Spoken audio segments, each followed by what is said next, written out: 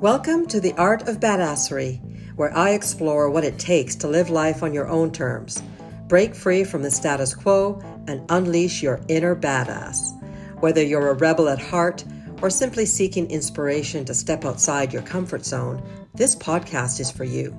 I'm your host, Mahara Wayman, and each week I dive into the stories, insights, and strategies of those who have mastered the art of badassery and are living life to the fullest. They smile when no one is looking. Welcome to the Art of Badassery. I'm your host, Mahara Wayman, and in today's episode, I'm thrilled to introduce Kelz Morris-Dale, affectionately known as Kelz the Kiwi. Kelz brings her vibrant Kiwi spirit from the Waikato region of the North Island of New Zealand to the heart of Reno, Nevada. She grew up dreaming of being a journalist or a writer, and at age 46, she made that dream a reality with the release of her first co-authored book, Manifesting Magical Moments. In her chapter, My Epic Adventures in Unfuckery, The Hummingbird's Tale, Kelz shares her incredible journey and the magic of following her passion. Is it any wonder she's on the show today? Join me, grab your favorite beverage. Let's sit back and get this conversation started. Kelz, welcome to the show. I'm so excited to have you here. Oh my gosh, thank you so much for having me here. What a wonderful opening. Well, I got the information from you. I didn't make it up. No, it's just it's a different level when somebody shares that about yourself. Like when you know about yourself, it's cool, but when someone like says it, it's like, oh, It's it's super awesome. cool.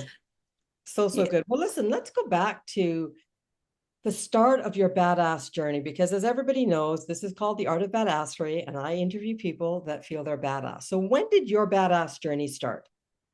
Oh my gosh.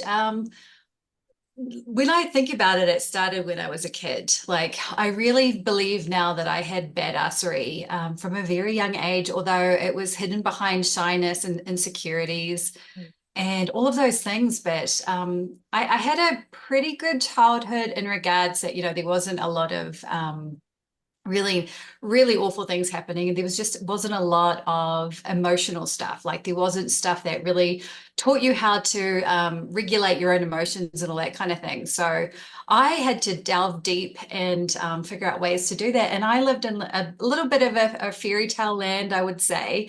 I created my own little adventures. I would go outside and write these stories, but like also like experience like just these wonderful adventures. I was into Trixie Bowden and Nancy Drew as a kid. So I kind of did stuff that way, but it kept me on an even keel where I would have delved, I think, more into depression and stuff like that had I not had these little glimmers of hope, which I now think that those glimmers were just my badassery, just trying to like really come out, but just not fully evolve like now as an adult when I can reflect.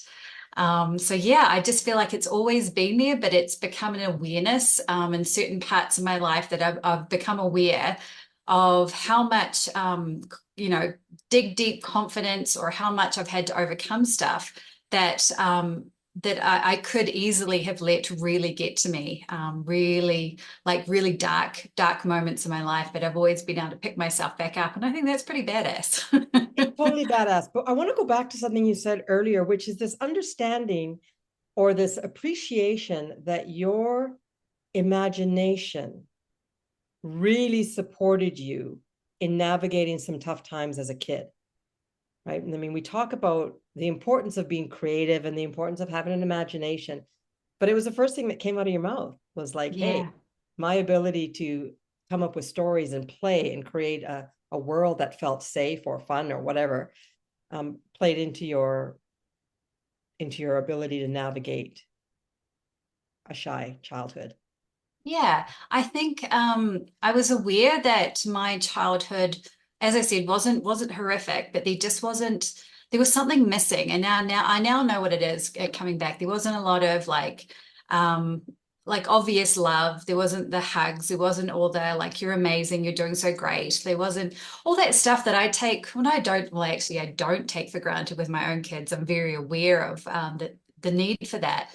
But I didn't have all of that on the level that I think that every child should have. Like I know that there's way worse and there's way better. Like I was probably kind of in the middle. So I recognized that and I noticed other families around me. And so I created those kind of like memories or imprints in myself with these little adventures. Or it's not like I totally wanted to think that I was adopted or like someone was going to come save me, but there definitely was that level of like a Prince Charming or some kind of fairy tale thing that I was going to become saved at some point. And over the course of my life, I realized that I was going to save me, that literally there was nobody else that had the ability, or like that's just not how it is. Like you really have to save yourself. So even as a young kid, I put up some barriers and boundaries, but also within that, I created a safe space to still be a kind, gentle soul. Like I'm so proud of that. Like I didn't go totally to the dark side. I definitely had moments where it was a little shit, I will say, but I always came back to having empathy and understanding, and just knowing that when there's a little bit of a loss or something that's not, really obvious what's missing, that there's a level of sadness, and to have that sadness, I think creates a lot of empathy and understanding for other people. So I always had this ability to really focus on people and see where they were at. Like, are they happy? Are they sad? I know a lot of it is hyper focusing on not wanting to rock the boat. But on the other side of it, which I think is beautiful, I had an understanding of when people needed something from me that didn't take anything from me, but was just a beautiful, kind gesture or something. So I just found that was an incredible gift, and I wouldn't have had that if I had the perfect childhood. You know what else I'm hearing in all of that? And I'm not sure if our listeners are hearing the same thing, but really what I heard you say was right from the get-go, you recognized your worth. Yeah, In so much as because yeah. what I heard was you felt worthy of the dream. I'm worthy of having a Prince Charming. I'm worthy of having adventures. I'm worthy of living in a space that feels this good. And our worthiness supports us in our ability to recognize it in others. And so when I hear people say I was empathetic or I am empathetic, what I also hear is you recognize worth in others because you see it in yourself. Does that resonate? Oh, absolutely. Goodness. Yeah.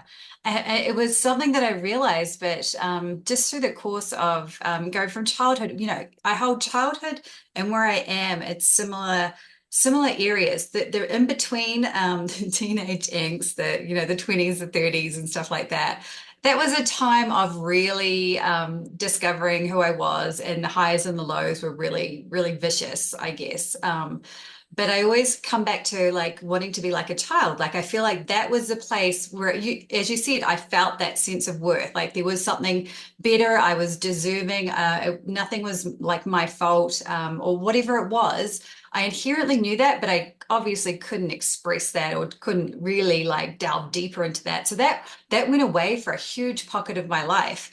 And in the book that you mentioned, that I co-authored, my chapter, I wrote about an awakening, and it's called The Hummingbird's Tale for a reason. And I won't give too much away because I want you guys to read the book. But when my dad passed away, though, that layer of I call it like the zombie-like state from being a kid to becoming an adult and going through the motions of life, like I really dimmed my light. And in New Zealand, we have this small poppy or big small poppy syndrome or poppy syndrome or whatever, where we hide our light, like we don't want to shine too brightly. So even though I wanted to shine my light, I hid it for a very long period of time. So much happened in that period of that space. But when my dad died, it was like everything like fell away. Like everything was revealed again. Like it was I needed that sharp shock. My dad was my world. He was the hardest part of leaving New Zealand to come live in the States. Like I always say, like if I could, I would pick him up and put him in my pocket to bring with me. Like he was just like such a sweet man, but he just knew how to say stuff. Like I feel like I couldn't speak well. Like I just wanted to like have my dad's ability to talk with people, go into any environment. Like I always had social anxiety. I always knew what to say in my head, and I have such amazing conversations with myself, but I can't express it. But my dad just had this ability to do that. He was a journalist. He was a sub editor for a newspaper, and I just knew he really used his skills there. So when he passed, it was just such a shock. He was supposed to come out to the States and meet his first grandson. And he was so excited, and I just couldn't wait. And thank goodness he'd been out the year before to visit us. So I had sort of memories I could, go to when still being over here in the States. But when he passed, it was the middle of the night. I was breastfeeding my son, and I just knew something was off kilter. You know how you just have those moments where you're like, huh, there's something happening here. And then I got all the missed calls, and because I didn't have my phone on, and yeah, my world fell apart. But he came to me one night, and I still don't know. Like really try and recollect whether it was after I went to New Zealand for the funeral or when I came back. Or there was a period of time, I'm not really sure, but I was at home in Reno in my mountain house at the time, and I had this moment in bed. I know that I had just fed my son Jack, and I was like ready to go back to sleep, but kind of not quite there. And in that in between, like, you're kind of like in that void or that space where you're not dreaming, but you're not completely coherent. And I just felt this like feeling over top of, like, it was like over my face, but over the top half of my body. And it just felt like really fast beating of wings. So I know it was like that hummingbird sensation. You know how they just, their fluttering of their wings is just amazing when you see that in slow-mo. I love that. But I felt like it was that. And I was like, what is happening? Like, I wasn't scared, which you would think that you would be. And I didn't panic. I just was like, huh, this is interesting. And then and I still remember it. So I'm lying in bed, and in the corner of my room, I just felt this presence. It wasn't like I saw the ghost of my dad, which would have been so epic. I wish I had, but I felt this sensation or this being or something. And all I remember him giving me the feeling of is everything's going to be okay. It was so strong. Oh, I can feel it now. Oh, that always gets me sharing that part of the story. So I just knew no matter what, everything was going to be okay. So that gave me the confidence for that part of me that had been hidden or was asleep or like stepford wife or zombie-like state, whatever state I was in, to like to lift from me. And it wasn't to say that things were amazing afterwards straight away, but I became Kelz again. Like, she was gone. Like, she didn't exist for a huge period of my life. I deferred to people, my then husband, in conversations, like somebody would ask me a question, I would look to him and go like, how answer? Like, I literally had no voice. Like, Okay. I couldn't have told you how I felt in a day. And my dad gave me my power back. Like, holy moly. I'm so moved by your story. And this is the second time I've heard it, but I'm even more emotional this time than I was the first time you shared it with me. So I want to say thank you for bringing your full energy to the retelling of that story. And but I'm really, really curious. First of all, Dad, you rock. He's here for you, and he knew what you needed. I'm sorry for your loss, but in it, you've become yourself again. But can you pinpoint, let me phrase it that way, the beginning of the covering up of the real you? And you're not alone. I mean, we talk about this quite a bit on the show and just in general. We seem to be so happy and whole and closely connected to our true selves when we're children. And many of us find it again in the middle and near the end of our life because we're looking for it. But there's that time in between where we're like, who am I? Can you Yeah. recall when that started for you?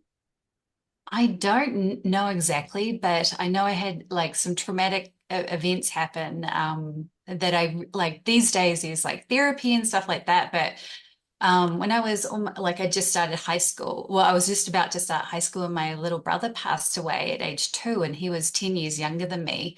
And it was just before Christmas, and he was like my half brother, but like We don't, I don't really think of him that way, but he was like the annoying little brother, like would, come in my room, be cheeky, and like I'd slam the door, get out, like preteen, preteen, almost a teenager. And the night before he died, like he died in a truck accident. My stepfather was driving the truck and it jackknifed. And in those days, you didn't have car seats. So you can imagine. So I was supposed to go on that trip. And I didn't because I was going to stay at a friend's for the night, have a sleepover.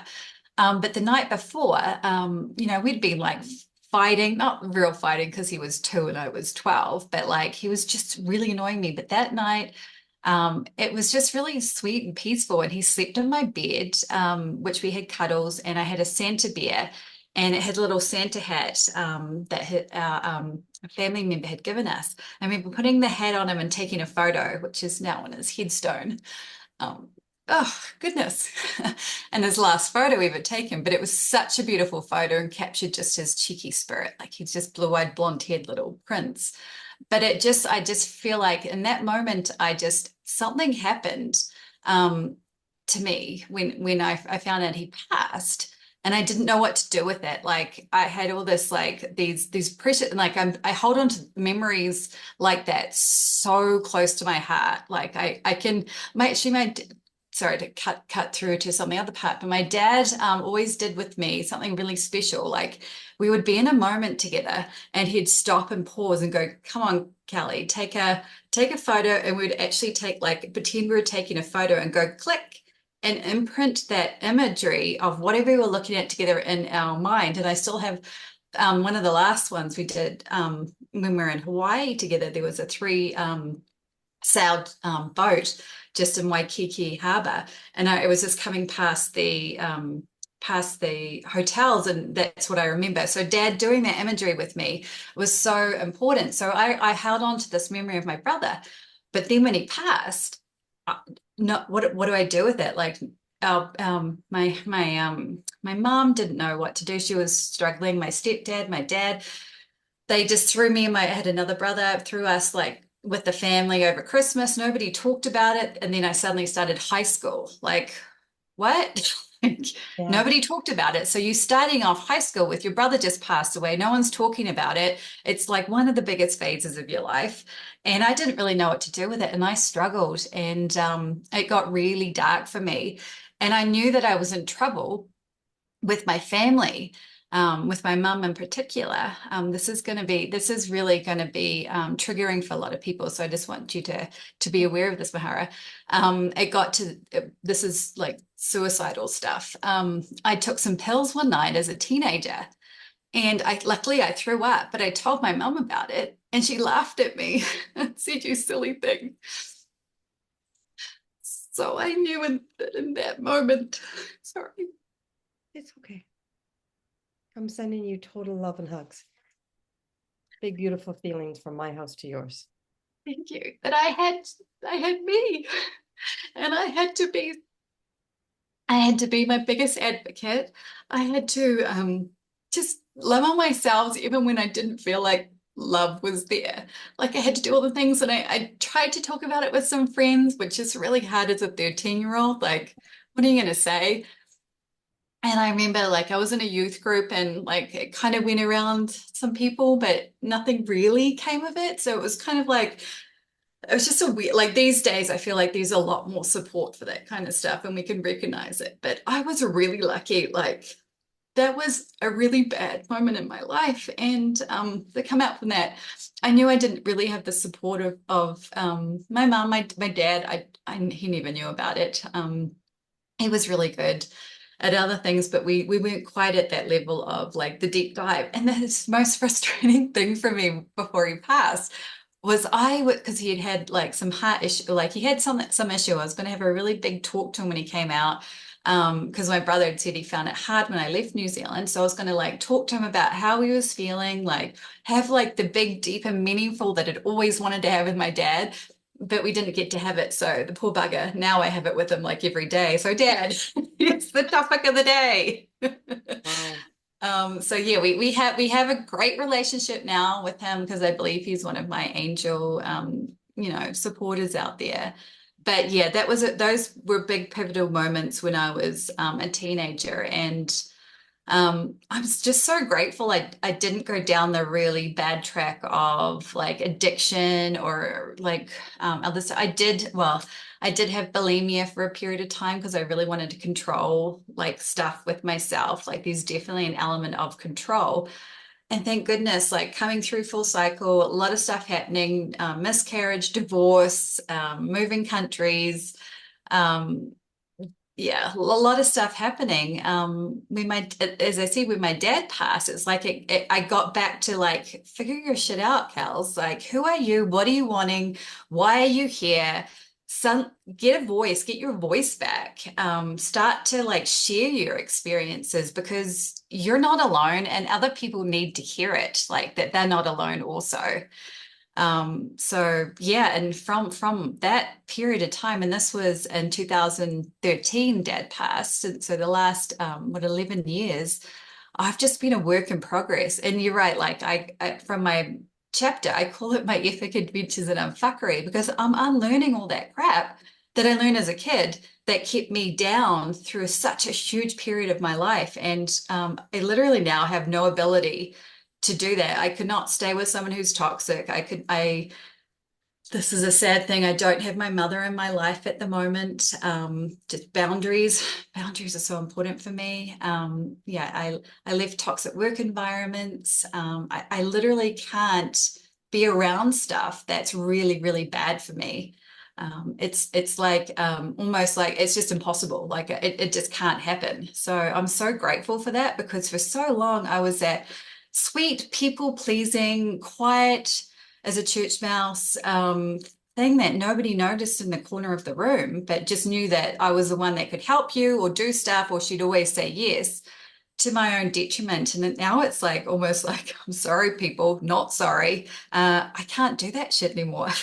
Yeah, no, okay. So first off, thank you for sharing your story and being so vulnerable. And again, you know, the original question was, hey, can you think back to when you first started, when this first started to happen? And you nailed it when you said trauma. Yeah. Whether we call it drama, trauma, big trauma, little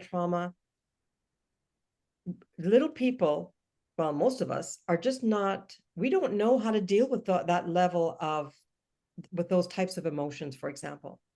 And I think that explains why many of us lose ourselves as we are trying to navigate the world, because we have left the cocoon of childhoodness, of being so close to our higher selves, and life happens or shit happens depending on day you're having.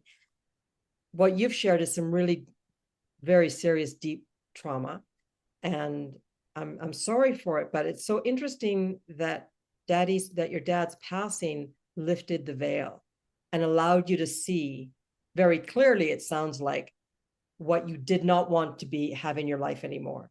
And I often say to my clients, because sometimes people will say, I don't know what I want. I don't know what will make me happy. And I'll say to them, okay, well, what do you not want? What makes you unhappy? And they're like, oh, I can tell you a list of those. But it's almost as if that happened where you were able to go, okay, wait a second. I don't know who that person is. And that's not good enough for me anymore. Yeah, no, it's so true. So with this huge thing, it happened with my dad passing, like, and I'm awakened now. And then what? Well, What, that was going to be my what next question. happens? What happened What next? happens? I had always been really, I guess, kind of spiritual as a kid. I always was really in touch with the angelic realm, and even though I didn't really know it, and bought like crystals and was really into tarot readings and stuff like that. Like, and I didn't really understand it, but it brought me peace, and I blocked that all out. And I just had an affinity with spirituality. And then I've always, those repeating numbers like 111, 222, all that kind of stuff. I started really noticing that again at that point.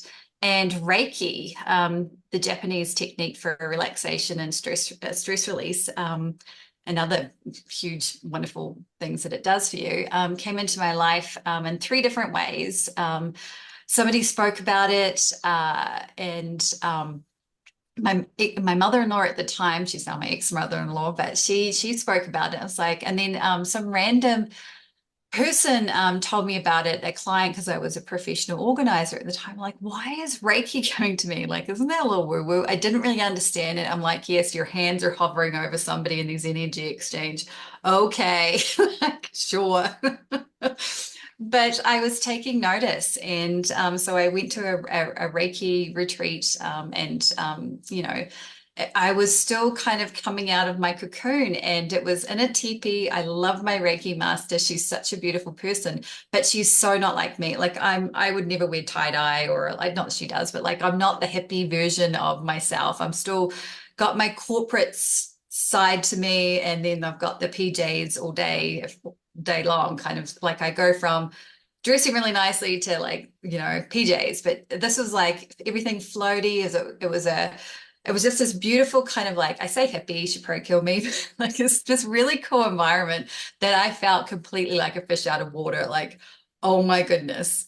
And I was going with my mother-in-law, double, oh my goodness. And then so we're sitting in this teepee having that like introduction thing, and everybody's sharing like really deep. And I'm like, and I didn't have a voice still at that time. I'm like, I have to say something. And what am I like? I was really freaking out about what to say. Like, what am I going to do here? How embarrassing.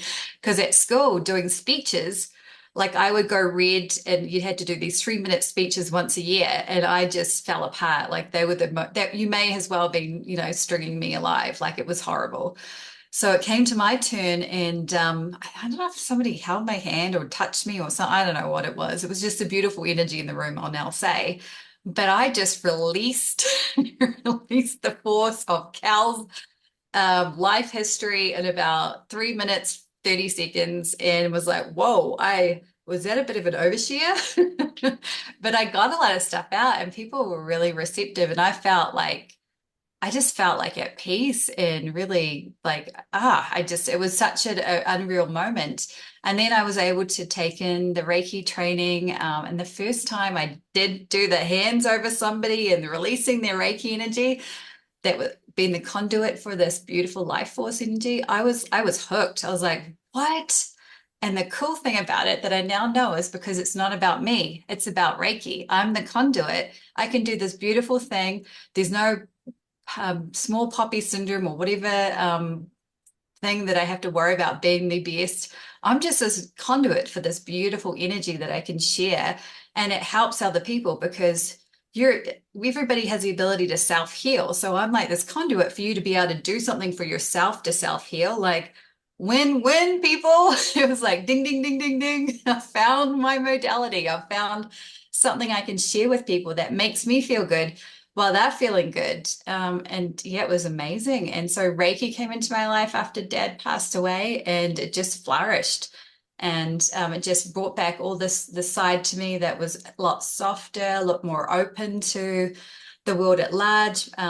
Okay to start speaking with people, getting to know people. I was very shut off. Yeah, it just brought this really side of myself that I'm really proud of. And it's come on from, for the last 11 years. There's been dips and dives, and, through COVID and stuff, through a divorce, a lot of ups and downs, but it's always been something that's helped me maintain my emotional regulation, or whatever it is.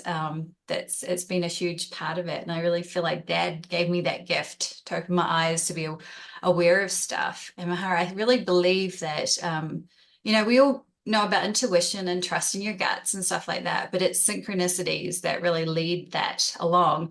So when you go, oh my gosh, that's so cool, something's in synchronicity with you, that's you. If you notice that, that's you trusting your intuition, that you're being guided along on these little steps along. So I've at times really grabbed a hold of those synchronistic moments, because I'm like, well, that's my like yellow brick road, like Dorothy in Wizard of Oz. So I just love that. And it's allowed me to manifest stuff in my life that seems kind of crazy. And I have a little saying, CBNC, crazy but not crazy, because things aren't as crazy as they may seem, because they just make total sense in that moment. You're like, uh-huh. And me manifesting some pretty interesting stuff, like this house that I'm in now. When I was married to my second husband, we lived just up the road. And when I divorced, I moved out into an apartment and I didn't have a job. I had my Reiki, but I went back into corporate just to get some really dial in some money. And I manifested that I told the kids that we would get a house back on this road, that we would, Mummy would find a new love, a great love, and we'd have a puppy. It seems so silly. But like within 2 years, I first moved back into the street. I rented a place, and then through COVID, this house became available. It wasn't even on the market. It was just so supernatural how it happened. And I was able to buy this house by myself after 2 years of working, building my way up from real estate transactional coordinator to a executive assistant to the COO of a small real estate investment company. Saved like pretty much 60% of my income to be able to afford a deposit, and bought this house on the same exact road that I had lived so the kids could go back and forth. Like so specific. And if you guys remember through COVID, well, maybe you don't know about Reno, but there were no properties for sale. Like everything got snapped up. Everybody from California, from San Francisco area, came to this area because for various reasons. So there was just no properties available. So to even get that and get it on the same street was like a pretty major miracle. Okay, So, I got to jump in here because, first of yes. all, I do want to talk more about manifesting. But Mhm. I want to go back to something you said earlier that I think is not only key to being a badass, but Yeah. I think key to being a happy human is you said, I began to see the signs. I began to pay attention because Reiki came into your world 3 different ways in a fairly short period of time. So I just wanted to call that out because part of being a badass is paying attention. Mhm. And whether it is with a spirituality bent, as in, I'm here for a reason, tell me, universe, why I'm here, or simply how you are navigating your world, paying attention is Yeah. key to Yeah. feeling badass. Because a couple things I think happen when we pay attention. When we pay attention, we are telling the world we matter because you're paying attention. I am important enough to pay attention. I pay attention to you, you pay attention to me because I matter. So I think it's very powerful to pay attention. And then, oh my God, the stories that we hear and the lessons that are open to us are life changing, or they can be if we're open to them. So I just wanted to call that out. And now let's talk about this manifesting business because Mhm. I had a few clients, or I've had a few people, guests on the show that have talked about manifesting. I understand and believe, and I'm working on manifesting my dream life. But I certainly know the sort of surface level um, woo woo conversations that happen about it. And I know that there's a much deeper level that not everybody talks about. So I'd love to get your take on what manifesting means to you and how you developed your skill in that. Yeah, well, I really think I've always believed, even back as a kid, that things are always going to work out for me.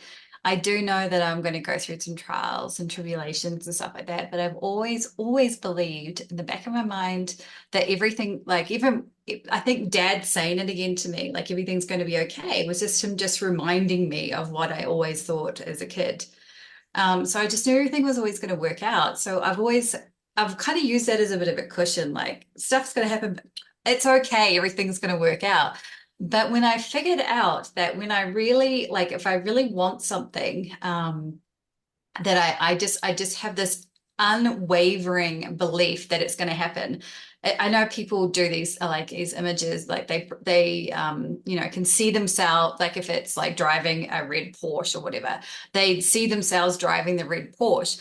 I'm not so visual that way. It's more of a feeling. Like I feel like this is what's going to happen. And I knew that I was going to get a house on the same street. I was so specific with my intentions. And with me, intention setting is huge. I wrote a little children's book when I was just before I got divorced. About it's called She Mentions Intentions, and it was because every night the kids and I would set intentions, and it was a rhyming thing, and it was really beautiful. But it just got me in this practice of like setting these intentions and making it kind of fun, so I make them rhyme. and holding those so strongly and kind of like repeating them in my brain till it became like, well, that's just how it is. It wasn't even a question of, oh my gosh, am I going to be able to do this? Can I possibly like afford a house? Like, oh my gosh, like you're right on the same street. There was just all of that like doubt didn't even exist. So it's only for really specific things that I have an absolute passion for. So if it's like, oh yeah, I want to have a red Porsche, do I really believe that or do I actually really want that? No. So then it's not going to happen. So for me, it has to be something that I absolutely, with an unwavering belief, absolutely want. And it's not even like a question of, okay, give me something and I'll do it. Nah, it has to be passion. It has to be something that connects with my heart and soul. So for me at the moment, I'm really focusing on building legacy wealth for my kids so that I can pass it down. I know that they'll be so proud of me. I'll be so proud of me if I'll be gone. I don't believe that's the end. I just know that this is something that I really want to be able to do. And I want to do it while they're alive and I'm alive with them so that we can reap the benefits of it and have a great experiences together. So that's my focus is on that right now. And it's slowly starting to unfold. It's not like this big thing happens and poof, it's magically there. Although sometimes that actually does happen, but it's just, I want to jump in here because I think it's a really important distinction between goal setting and manifesting. Yeah. Because what I heard you say and what I believe myself is manifestation isn't about the how, it's just the acceptance. This is what I want, and I accept that it's possible. Mm-hmm. And I will give it over, surrender almost to the universe to figure it out. Yeah. And versus I set a goal and then I work backwards and create the steps to get the goal. I think sometimes we get confused, or people can think, well, I want to manifest my dream job. So how do I go about doing it? Well, that's not manifesting, that's setting a goal and creating, and that's setting out to do what you need to do. But there's also this misunderstanding that it's poof, it's right here. Mm-hmm. So it's a very delicate balance. And I think everyone's relationship with the understanding of the word manifestation is different. Yeah. And some of us, maybe we haven't even talked about energy, but really there's this understanding that we exist on different levels of energy. And if what we want exists on energy 8 and we are living at energy 4, it's never going to happen, right? So there's a lot more to manifestation than just wanting it or planning for it or expecting it. But it's a really good point that in your experience, it's required the energy of passion. Yeah. It's not just, it would be nice if. It's no, it's not even up for discussion. Mm-hmm. This is in my future. I don't know when, I don't know where, I don't even know how. I just know, yes, it is. I'm getting the shivers just thinking about this. So when did you consciously begin to manifest?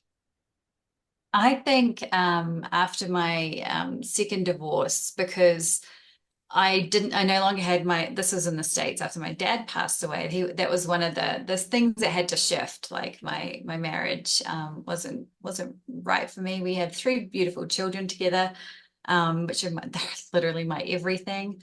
But I was lost, like as we talked about. So I think after that, I had to I didn't have my dad to fall back on. I didn't have a husband over here to support me. My family's in New Zealand. It was almost like manifesting wasn't goal setting as we talked about. It became like, well, honey, what the hell do you want now? Like you've got rid of all this stuff, like you're starting from scratch. Paint your picture. Like, what are you wanting?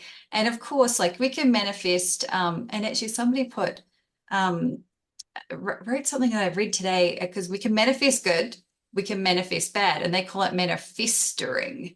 So you can manifest bad shit, or you can manifest good stuff. So I've like towed the line a few times of like manifested some really crappy situations that have like aha moments of learning, and that's fine. That's part of the process.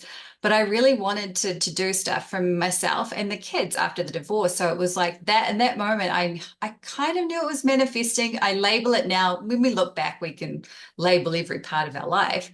At the time, I just knew it was something that I was going to be empowered. That was one big thing. I was going to come out of this strong. I was going to be freaking proud of myself. I was going to have the kids really proud of me. I was going to not just be one of these women that, divorce. Like, sorry, over here in the States, we have this ideal that there's all these like everybody gets alimony and the ex-wife doesn't work anymore and she uses the husband. So I didn't take alimony or child support. I think it was a dumb move on my part, but I didn't because I was like self-empowered. I'm going to do all right. I wasn't even working at the time, like more than part-time. But I made all that happen. I started off 3 days a week to a full-time job, as I said, through the rankings to quite a high position within 2 years. Like that's manifestation. That's not goal setting. I didn't go to, I'm going to be a COO. I just knew I was going to get to the point where I was going to be like, damn girl, like this is your house you bought by yourself. Damn girl, like this is the whatever it was. This is the ability to take your kids on holidays by yourself, and not have to like be, like, hey, ex-husband, I need your help, support, which did happen one time, when my rent went up before I manifested my next paying role, but it didn't feel right. So I'm like, I'm never doing that again. Shove that aside. That's not who I am inherently. So I just manifested that everything is going to work out monetary wise, house, like where I live, all the basics, that some of us take for granted. In some parts of the world, they don't take for granted. But for me, I didn't want to ever have to go on, welfare. I didn't even know how that worked here. I wanted to be able to do everything myself, and I didn't want to ask for help. I do now know that asking for help isn't a bad thing, but in the right circumstances and the right things. And now I've got a community of beautiful women that I can go to for advice and help with stuff. So for me, that was, it was like, what was that, 6, 7 years ago that the manifesting part of myself really ignited, really So ignited. cool. Thank you for sharing that. And one thing that I've learned about, and one of my mentors shared with me around manifestation, was really, for two things come to mind. Number one, and I don't know if it's Dale Carnegie said it or Henry Ford. I think it's Henry Ford. Whether you think you can or think you can't, you're right. And I think a similar thing applies to manifestation. Whether you are conscious, the difference is that now we talk about it as a conscious thing. But really, I remember when my mentor looked at me one day and said, Mahara, look around your room, your life. This is a manifest. Your life today is a manifestation of your thoughts from yesterday or 20 years ago or 30 years ago. And that just kind of blew me away because I'm like, what? And she's like, you may not have been conscious, but you are living a life. You have manifested the life that you're in. The trick is now that you're conscious of it, what do you want to do with it? Right? What do you want to do with it? So it's more than just crossing your fingers behind your back and going, God, I want to meet George Clooney. That ain't happening, right? I did that for years. I didn't really believe it. It was just something to say. But when it comes to actually consciously calling on your higher power or calling on your intuition or just being honest with yourself, what do I really want out of life? What do I really want for my children? I think that's like the first step to manifesting is being clear and honest about what it is that you want and what you're willing to put up with to get where you want to, you mentioned setting boundaries was part of that. What's the biggest, most surprising thing that you've ever manifested outside of the house, the beautiful house on the same street? Is there something else? I think it's always wanted to live in the States as a kid, and I'm here now, and I'm like, why did I do that? Not that I don't love the States, but like, and I don't think I realized how amazing New Zealand is until I didn't live there anymore. So I think that's probably, a big like, okay, I know I manifested that. Um, why? So that's a big question. But I think just in general, like this life that I'm in right now, it's good. It's where I want to be, but I know I'm holding some stuff in until I have an ability with my kids to do other stuff. Would I live in Reno? No, I will manifest myself into a beach house straight away. But my kids are my everything. So it's almost like, I know people say, well, you can choose where you live, you can choose what car you drive, you can choose all these facets. But I'm like, well, no, I can't because my ex-husband's here and I want to be around my kids. So within these parameters. So it's interesting that yes, we can manifest a lot of stuff, but for me, I know that I've got within these boundaries that are created partly because of myself from getting divorced, but I'm okay with that. So it's almost like, huh, but wait for it. Like I'm almost like preempting what's going to happen. But in the meantime, I'm focusing on actually bigger things, which is like the relationship with my kids, relationship with my husband of 2 years. I met another wonderful man here in the States. And I've got mirrors up everywhere around me to like what I still need to work on, what triggers me, so I'm working on being the best version of myself so that once the kids go off, and if they don't go to college, that's fine. If they go travel, whatever they do, once they're ready to leave the nest and do their own thing, although I said to them I'll probably be in a camper van traveling around visiting them all through the year, then I can really start to shine again. And I've been told at all times through different psychic readings, like human design, all that kind of stuff. My 50s are my years. So I'm in my late 40, mid to late 40s now. So I'm waiting for it to happen, but I'm not taking this time now for granted. I'm focusing on the really big parts of my life that are here right now for me. So I feel like that's a really cool thing, even though I feel like sometimes I just want to, oh, I really want that beach house now. Like, Okay, I'm I here. want to make a sign that says badass. Yeah. Well, focus, first of all, taking time, slowing down, being very aware of what's best in the moment. As a parent, that comes up a lot. But I think that's really badass. And recognizing that it's okay to prioritize Yeah. based on your needs and what the reality is of your situation. I think when sometimes this idea of personal development, people that aren't into it, I feel that there's a bit of a misunderstanding around it. And it's like, you guys are so selfish, like, all of that stuff. And people, it's okay to put yourself first. It's okay to prioritize. It's part of being a badass. It's also okay to slow down. Like it really is. And you can create whatever life you want. We always have choice.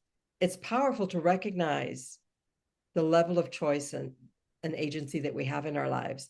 And by the way, for those of you that were watching, when she was talking about just now, her energy was through the roof, right? She's so excited about the life that she's created for herself and looking what's going to happen in the next 10 years. In her 50s, it's watch out world. Kelz is in her 50s now, so it's going to be a different story. But okay, so I want to jump forward a little bit. Thank you for sharing your thoughts about manifestation. Let's talk about what you're doing today. You've written this amazing book, and by the way, guys, check the show notes so you can get your own copy. What was that experience like for you to become finally an author? Freaking amazing. I talked about the synchronicities, and I had on my Facebook page at the time, I've had so many changes to my Facebook page, but it's like I have a new identity every day. But I've always believed life is magic. Like I literally believe life is magical. Like you are the magic, but life is magic, no matter what. So I had Life is Magic on my page, and for somehow I got to be friends with a publisher called Melissa, and we got talking, and then she had this book opportunity called Focus on the Magic, and I'm like, oh my God, like how amazing. And then she had her awakening and left that publishing house, wanted to do her own. And I'm like, but I'm tied to the Focus on the Magic. So I had this choice, like the crossroads, right? Like stick with Focus on the Magic, which was just like so perfect for me, or go with your new one, which unnamed, don't know what it's about yet. Go with that avenue. And so I just released everything, talked to my husband, followed my guts, followed the synchronicity trail, and went with her. And her new publishing house triggered me no end because it was called Hope, Heart Open Publishing Enterprise. And along with not having a relationship with my mother at the moment, I don't have a relationship with my sister, which is just, it's all sad. And I'm hoping someday things will change, but she's called Hope. And I always believe she was born for hope for the future because she was born after my brother passed away. So it was just like trigger, trigger, trigger, trigger, trigger.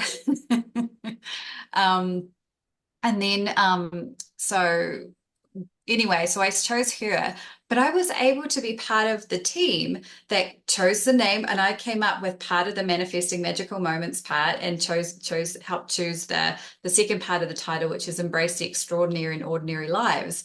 Like it was all a bit more okay, like the woo woo term. I was like, that doesn't resonate. Can we kind of like bring it back to like us ordinary folk? And that's how that part got in there. And so I got to help choose the cover art. It's not AI, it's beautifully the layer. If you know how to, with book covers and stuff, there's layers of like, it's like a whole thing that I was like, wow, this is amazing. So I got to be part of that, where if I was on Focus on the Magic, would turn out to be a brilliant book, like some wonderful authors there.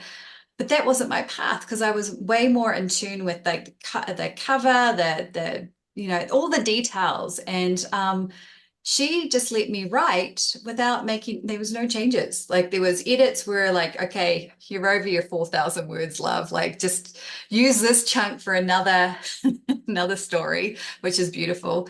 But there was a changing of a little bit of arrangement, but nothing was edited out. This was my story. And Wow. every time I read it myself, like I read it out, the only way I submitted it was I read it out loud to myself and recorded it and played it back. And I was like a sobbing mess by the end. It's like, holy moly.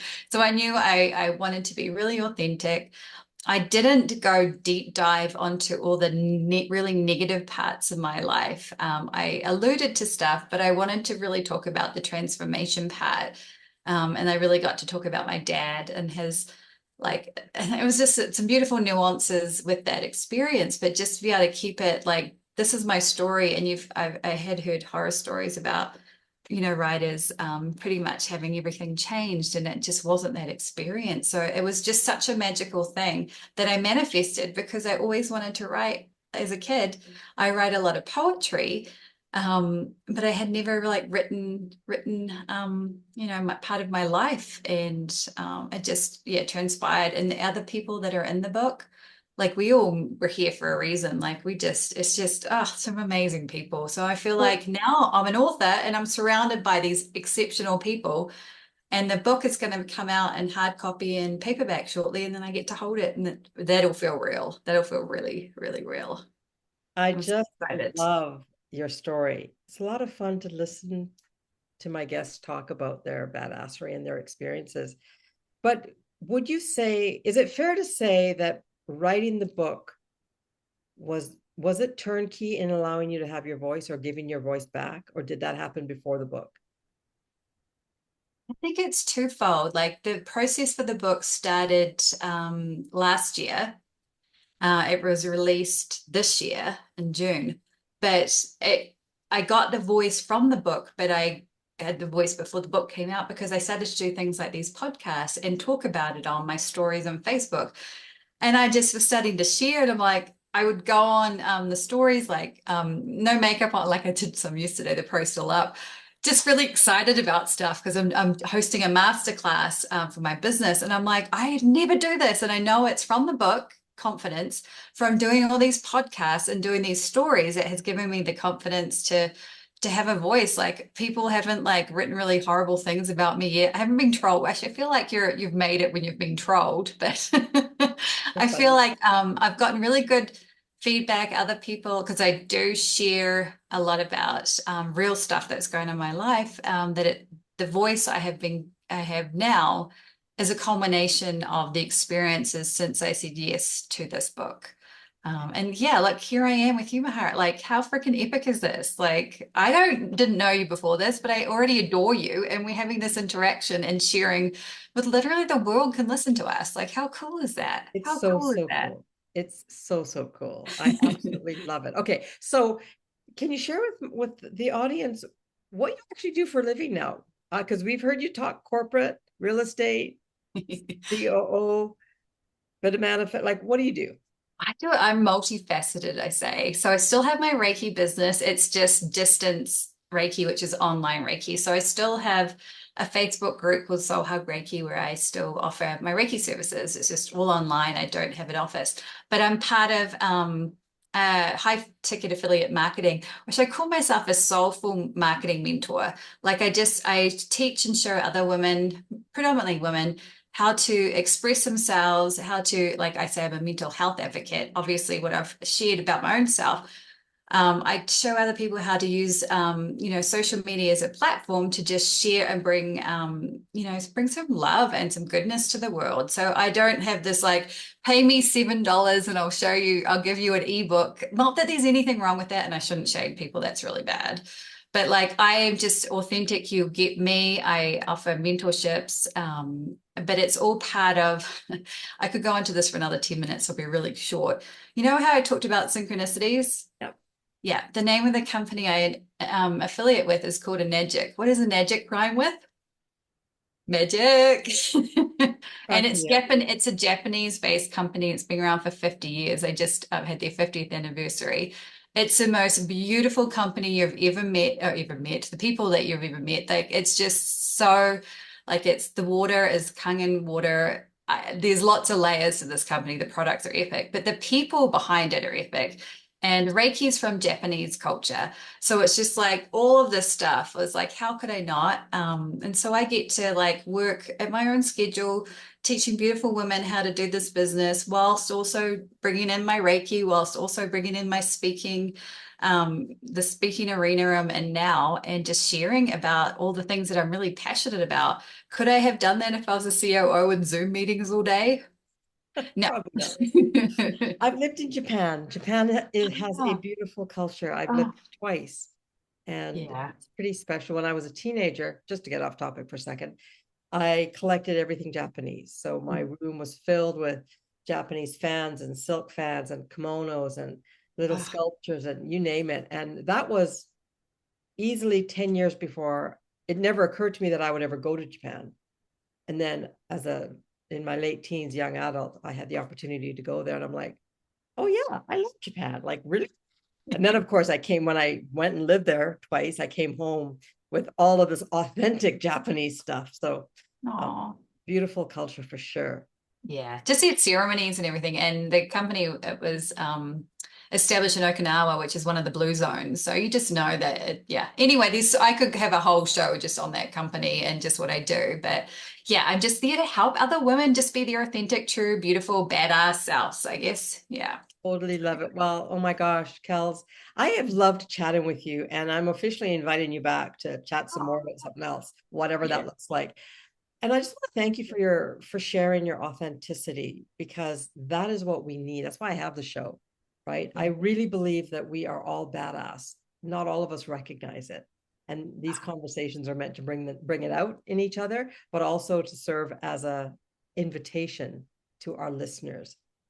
How can you raise your badassery by 1%? How can you show up just a little bit more for yourself? How can you set a boundary that's just a tiny bit stronger? How can you really make the world recognize who you are? Like, what does that look like? So I want to thank you for participating in this conversation today. It's been absolutely delightful. And folks, again, always check the show notes. Whatever I have, whatever she shares with me, I'm going to share with you. And hopefully she shared lots, because I want you to know more about what she does and what she brings to the world. My name is Mahara. This has been the Art of Badassery. Kelz, thank you so much. Thank And you. folks, we'll see you next week on another episode of the Art of Badassery. Take care. Thanks for tuning in to another badass episode. Your support means the world to me. So if you enjoyed what you heard today, don't forget to like, share, and rate the episode on your favorite podcast platform. Your feedback keeps the badassery flowing. And hey, if you're ready to unleash your inner badass and conquer whatever life throws your way, why not book a complimentary badass breakthrough session? Just click the link in the show notes to schedule your session, and let's kick some serious butt together. Until next time, stay fearless, stay fabulous, and of course, stay badass. This is Mahara signing off.